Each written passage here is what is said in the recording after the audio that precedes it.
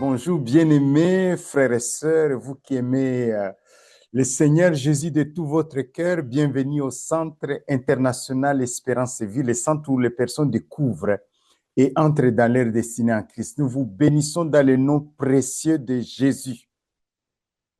Aujourd'hui, nous sommes en train de célébrer Pâques.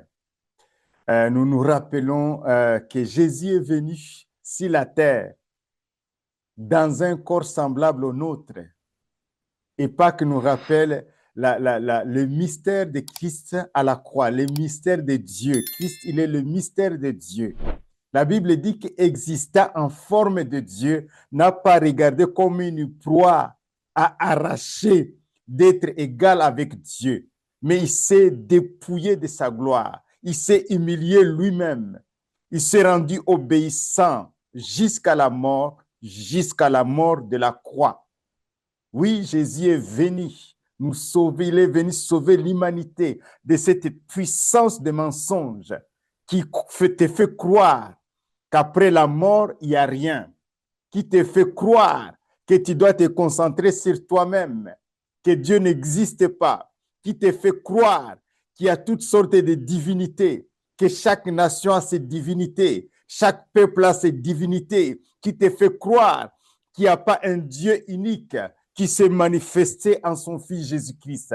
Toute cette puissance des ténèbres, Jésus est venu nous détacher et nous enlever dans ses griffes, dans ce mensonge de cette puissance et nous a transportés dans le royaume extraordinaire où nous vivons avec lui en esprit et où nous pouvons goûter à la présence de Dieu.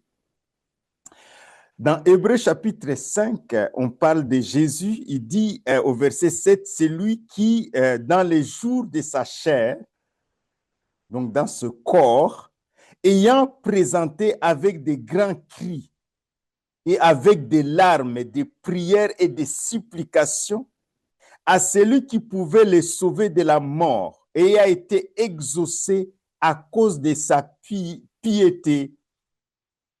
Bien qu'il soit fils, il a appris l'obéissance par les choses qu'il a souffertes. Bien qu'il soit fils de Dieu, il a appris l'obéissance par la souffrance. Dans le jour de sa chair, dans un corps humain, le mystère de la piété, Jésus exista en forme de Dieu, la parole créatrice, la parole qui est Dieu, qui a pris un corps humain, a souffert pour que tu aies la vie éternelle, pour te connecter à son Père. Bien qu'il fût fils, il a appris l'obéissance par les choses qu'il a souffertes. Jésus n'est pas apparu comme ça par hasard sur la scène internationale. Jésus est venu du ciel, il est né d'une femme sans intervention d'un homme, mais il est venu pour nous sauver de cette puissance de mensonge du diable qui avait instauré son royaume des ténèbres, son royaume de mensonges ici sur la terre, dans notre humanité. Tu peux regarder à ta gauche, à ta droite, au nord, au sud, à l'est, à l'ouest, cette puissance agit encore. Jésus a prié longuement avant d'aller à la croix, avant d'affronter la croix. Il a gagné dans la prière. La prière est une puissance qui nous permet de vivre, d'accepter, de vivre la volonté de Dieu dans ce corps humain. La prière est une puissance. Il a prié à Gethsemane. Il a prié longuement jusqu'à sa sueur. Ils sont devenus comme des grumeaux de sang. Il a pris par la souffrance. Il a prié. Mais il a été exaucé parce qu'il a accepté la volonté de Dieu. Il dit, Père, éloigne-moi de cette coupe. Ce n'est pas seulement la souffrance physique, mais aussi la souffrance spirituelle. Il allait affronter le prince du royaume des ténèbres avec ses démons, ses puissances des ténèbres. Il allait affronter la puissance des ténèbres à la croix. Et la nuit avant d'affronter la mort de la croix, avant d'affronter les puissances des ténèbres, cette nuit qui était la nuit aussi pour les disciples, qui leur maître disait, je vais aller bientôt, on va me livrer à la mort, mais le troisième jour, je vais ressusciter. Mais c'était difficile pour les disciples. Ils croyaient qu'ils suivaient Jésus en tant que Messie juif qui allait venir instaurer le royaume d'Israël. Ils ne savaient pas que toute l'humanité avait besoin d'un sauveur, car Dieu a tant aimé le monde. Il a donné son Fils unique, en fait, que quiconque croit en lui ne périsse pas, mais qu'il ait la vie éternelle. Il y a la réalité de la vie éternelle. Tu peux vivre la vie éternelle, ce n'est pas la vie après la mort, c'est la vie maintenant quand tu reçois Jésus-Christ. Alors, quand on va arrêter Jésus, l'apôtre Pierre, comme les gens qui croient qu'ils peuvent parler de Jésus et lancer des bombes à gauche, à droite, non. Jésus n'est pas dans cette histoire. Dans Matthieu chapitre 26, au verset 52, au verset 51, voici un de ceux qui étaient avec lui, c'est l'apôtre Pierre. Jésus, il étendit la main et tira son épée et frappa les serviteurs du souverain sacrificateur et lui emporta l'oreille. Alors Jésus lui dit, remets ton épée à sa place, car tous ceux qui prendront l'épée périront par l'épée. Penses-tu que je ne puisse pas invoquer mon Père qui me donnerait à l'instant plus de 12 légions d'anges? Comment donc s'accompliraient les Écritures d'après lesquelles il doit en être ainsi? Je suis venu accomplir les Écritures. Les prophètes ont prophétisé. Ils ont prophétisé ma mort.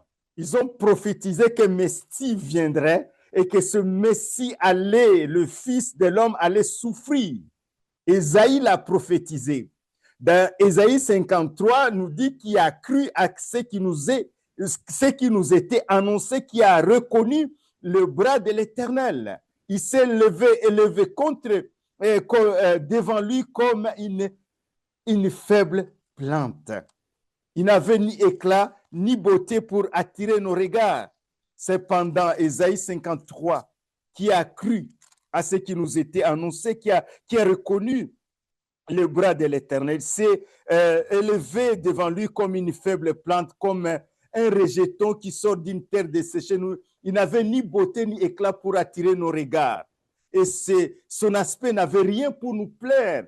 Méprisé, abandonné des hommes. Homme de 7 siècles avant, Ésaïe avait prophétisé la mort de Jésus. Homme de douleur, habitué à la souffrance semblable à celui dont on détourne le visage, nous l'avons dédaigné, nous n'avons fait de lui aucun cas. Cependant, ce sont nos souffrances qu'il a portées, c'est de nos douleurs qui s'est chargé. Et nous l'avons considéré comme puni, frappé de Dieu et humilié. Nous avons considéré comme puni et frappé de Dieu et humilié. Mais il était blessé pour nos péchés, brisé pour nos iniquités. Et le châtiment qui nous donne la paix est tombé sur lui. Et c'est par ces meurtrissures que nous sommes guéris. C'est par ces meurtrissures que nous sommes guéris. Oui, Jésus a pris nos péchés. Ici, dans Matthieu 27, il y a la coalition entre le religieux et les autorités. Quand l'Église, quand l'autorité se mélange avec le chef religieux, c'est très dangereux. Jésus n'est pas venu instaurer une autorité sur la terre. Il est venu instaurer le royaume de Dieu, la connexion entre des hommes et des femmes de toute race, de tout peuple, qui croient en sa mort et en sa résurrection, que la connexion avec le Saint-Esprit pour entrer dans le royaume de Dieu et vivre Dieu sur cette terre. Vivre la présence de Dieu sur cette terre, c'est ça la mission de Jésus. Il a amené le royaume de Dieu, il a amené la capacité de dominer les circonstances ici présentement sur la terre. Il n'a pas amené une nouvelle religion, il n'a pas amené une nouvelle manière de diriger le monde. La coalition entre les religieux et les autorités des nations est très dangereuse, n'est pas de Dieu. Cette coalition n'est pas de Dieu. Regarde ici, l'autorité ecclésiastique de l'époque et l'autorité politique de l'époque, ils vont se coaliser pour accomplir ce que Dieu avait déjà prophétisé par les prophètes, avait déjà annoncé d'avance par les prophètes. Dans Matthieu 27, au verset 1, il dit, dès que le matin fut venu, c'est le vendredi matin, la veille du sabbat, tous les principaux sacrificateurs et les anciens du peuple tinrent conseil contre Jésus pour le faire mourir. Les autorités religieuses se réunissent pour faire mourir Jésus. Ils se réunissent dans leur but, dans le but de faire mourir quelqu'un. Et ils se coalisent avec l'autorité politique. Après l'avoir lié, ils l'amenèrent et le livrèrent à Ponce Pilate, le gouverneur, l'autorité politique, le gouverneur de l'époque qui représentait César en Israël. Ils se coalisent contre, donc il y a l'autorité religieuse, l'autorité politique se coalisent ensemble, mais derrière eux, il y a la puissance des ténèbres qui a déjà même rentré dans Judas, qui était le disciple de Jésus, pour livrer Jésus. La coalition entre l'autorité politique et l'autorité religieuse est très dangereuse.